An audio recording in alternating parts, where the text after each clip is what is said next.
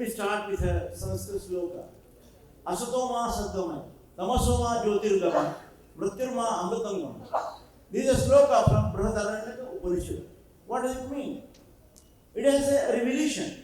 It has a final truth. It presents in a very interesting manner. इस श्लोक में कहा गया है कि मैं जो अज्ञान के ऊपर ज्ञान का विजय प्रस्थापित करना चाहता हूँ, मैं अंधेरा से निकलकर प्रकाश में एक विवेक पर्व में जाना चाहता हूँ, और आखिर में कहा है मैं मृत्यु के ऊपर अजिंक्य बनने के लिए, विश्व विजय होने के लिए मैं जो है अमृत का स्वीकार करता हूँ। ये भारत में ज्ञान को अमृत के समान उपमा दी गई। Knowledge has been treated as a supreme power. हमारे ऋग्वेद में लिखा है, उसमें लिखा है प्रजापताय स्वाहा, प्रजापताय इदं नमो, अग्नेय स्वाहा, अग्नेय इदं नमो, इंद्राय स्वाहा, इंद्राय इदं नमः, सूर्याय स्वाहा, सूर्याय इदं नमः। मैं सूर्य को समर्पित करता हूं, मैं अग्नि को समर्पित करता हूं, प्रजापति को समर्पित करता हूं, मैं स्वयं से समाज के लिए समर्पित होता हूं। That is the true revelation of society and pluralism. When I studied Ajanta Ellora Chaos, my thesis is a total revelation of ideas of philosophy, architecture, sociology, anthropology. The beginning of my thesis is like this. The various knowledge that sprouts up and reveals truly the social milieu and cultural ethos of the life of the bygone days. हम जब यदि अजंता एलोरा की गुफाएं को तलाशते हैं, इनका समझते हैं, तो उसमें जो है एक अंतिम ज्ञान का सत्य प्रतीत होता है। वो ज्ञान है जीवन का पूर्णत्व। जैसे कि कहा जाता है भारत में 64 कलाएं मानते हैं, उसमें कलाओं के उद्देश्य क्या है? ज्ञान, सौंदर्य और विवेक। ज्ञान के सिवाय सौंदर्य नहीं, सौंदर्य के सिवाय विवेक नहीं। ये तीनों एक दूसरे से मिलते हैं, और that is the very essence of our art. The whole Indian art, maybe Hindu art, Buddhist art, Jain art, lead to the process of Indianism. भारतीयकरण की प्रक्रिया उसमें आती है। गांधी जी के विचारों का निचोड़ क्या है, दीनदयाल जी के विचारों का निचोड़ क्या है, पंडित राम मनोहर लोहिया जी के विचारों का निचोड़ क्या है। आज हम राइट लेफ्ट में जुड़े हैं, उसमें हम डिवाइड होते हैं। इन्हीं का इंटीग्रेटेड ह्यूमैनिज्म, मनुष्य का संपूर्ण विकास, यही कहता है हमारा ईशावासी उपनिषद, मनुष्य का पूर्ण विकास। जब गांधी जी अफ्रीका में थे तो उन्होंने पूछा मुझे पढ़ने के लिए चाहिए, उन्हें थोरो का और उपनिषद किताब दिया गया, और पढ़कर उन्होंने ईशावासी सत्याग्रह की कल्पना का विकास किया।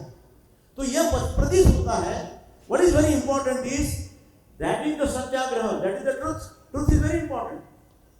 गीता में लिखा है नैनम छिदन्ति शस्त्राणि नैनम देहति पावका। Body is perishable, but the soul is immortal. That is the essence. कर्मण्येवाधिकारस्य मा फलेषु कदाचन। उसमें हम जो है विनाश, दुर्गुणों का विनाश करना चाहते हैं, सद्गुणों को प्रस्थापित करना चाहते हैं। यही मीडिया का रोल है। Media has to purify the society. हम कहते हैं to inform, to educate, to entertain, to advertise, but today is a market driven media.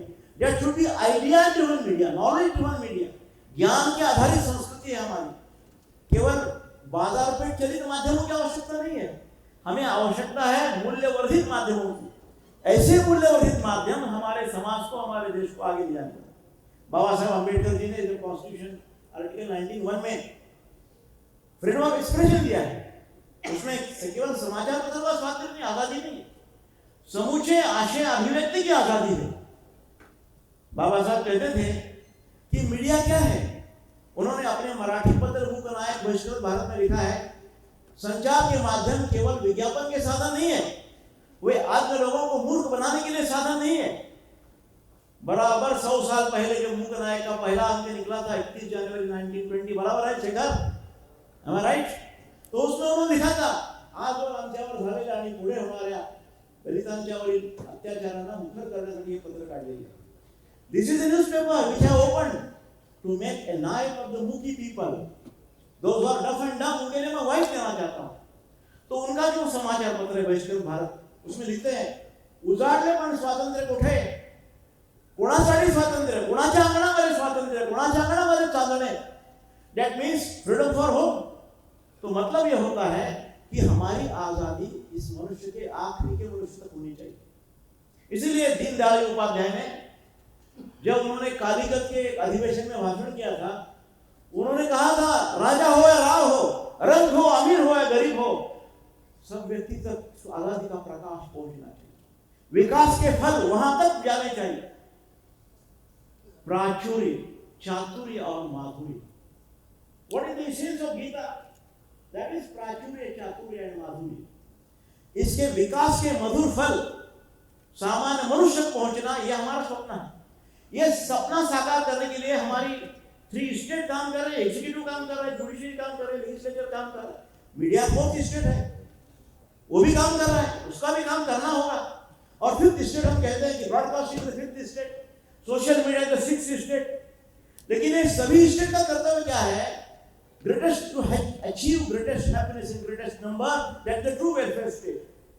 कल्याणकारी राज्य का आदर्श क्या है? अंतिम लक्ष्य क्या है? अधिकाधिक लोगों का अधिकाधिक कल्याण करना। अधिकाधिक लोगों का अधिकतम कल्याण साध्य तब हो जाएगा जब हमारे एग्जीक्यूटिव, जुडिशियरी, लेजिस्लेचर के साथ साथ हमारा मीडिया भी कंधे में कंधा मिलाकर काम कर रहा है, तब होगा। डॉक्टर एपीजे अब्दुल कलाम का एक आर्टिकल है, media and national development, the Hindu में पब्लिश हुआ था 2006 में। उसमें उन्होंने लिखा है, media should be truly the vehicle of national development, it should share the fruits of development to the lowest common man. ये हम कर रहे हैं? नहीं करते हैं। अपने इंडिया 2020 ग्रंथ में एपीजे अब्दुल कलाम साहब पेज 135 में लिखते हैं, we have to create the islands of quality education in the nook and corner of the country. That is the soul of our new education policy, transforming India। जैसे कि मैं कहूँगा, हमारे पाड़ी जी का जो मीडिया सेंटर है, it is a true island of quality education।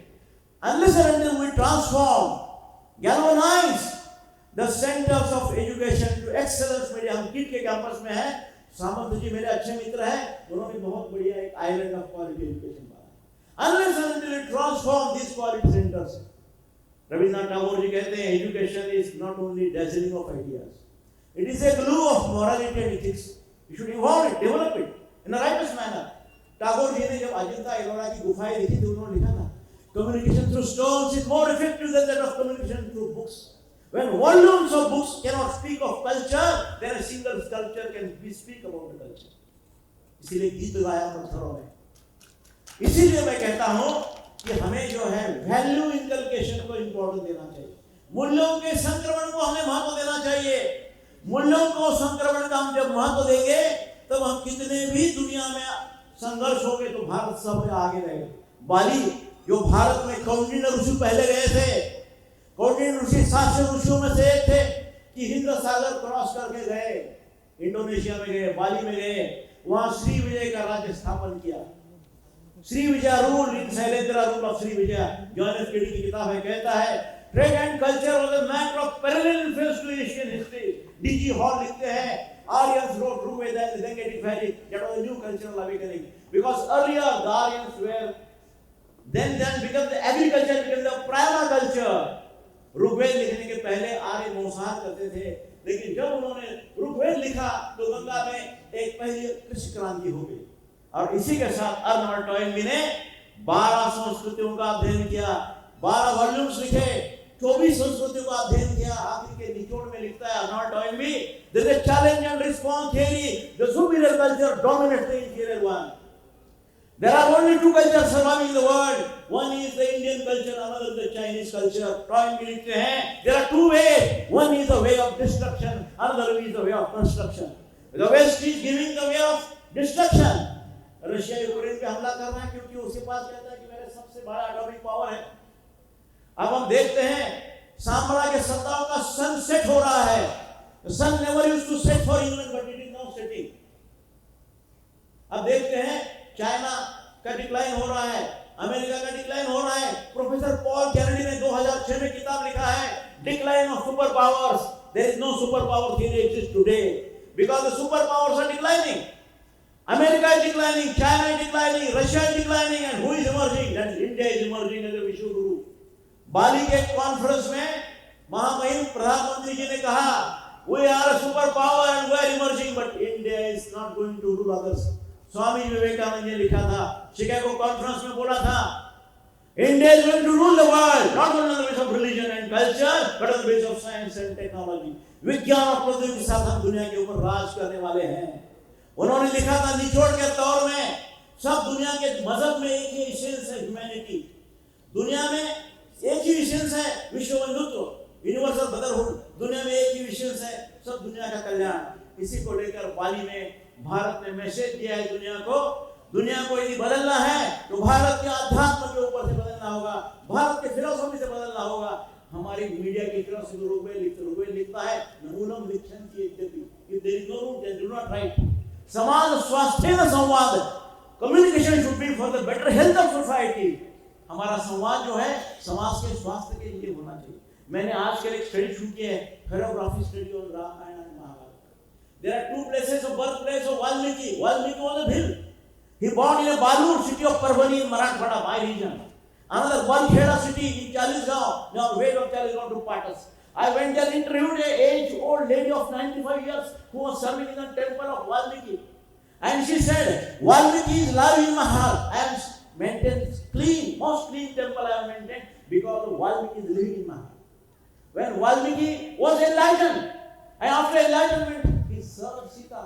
He served two kids of Rama, Lava and Kush, fed them, developed them, and then he saw the Uttar Ramayana, Uttarakhand, and Valmiki recasted the whole Ramayana. He witnessed, he participated, he involved, shared the agony of Rama, who Rama was a great champion of Indian justice. Who made him?